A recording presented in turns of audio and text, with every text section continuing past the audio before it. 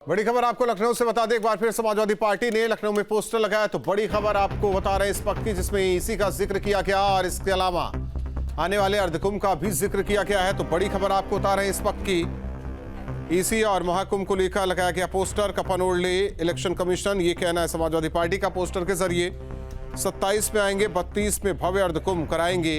ये पोस्टर में इस बात का जिक्र समाजवादी पार्टी ने किया है।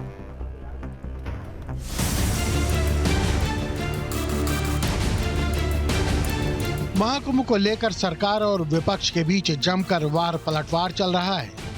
अखिलेश यादव लगातार महाकुंभ में व्यवस्था और मौनी अमावस्या पर मची भगदड़ को लेकर योगी सरकार पर निशाना साधने में लगे हुए हैं। मिल्कीपुर उपचुनाव के बाद अब कुंभ को लेकर पोस्टर वार शुरू हो गया है।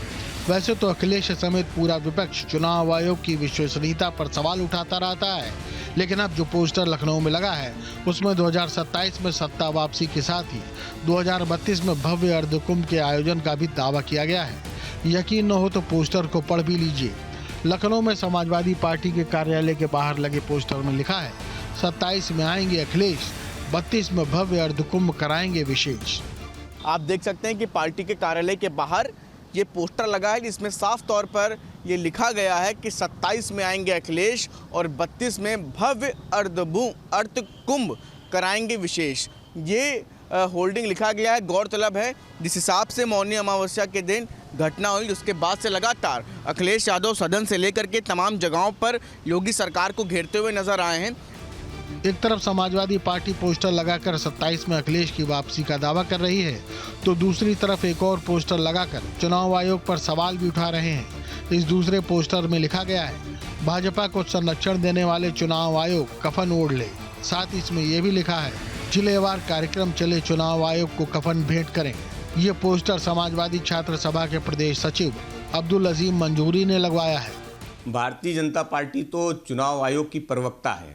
जब चुनाव आयोग से सवाल पूछा जाता है तो अभी तक चुनाव आयोग का कोई जवाब नहीं आया। जिस दिन मतदान हो रहा था उस दिन भी और उसके बाद भी कोई जवाब नहीं आया। लेकिन अगर किसी का जवाब आ रहा है तो चुनाव आयोग के प्रवक्ता बने भारतीय जनता पार्टी का।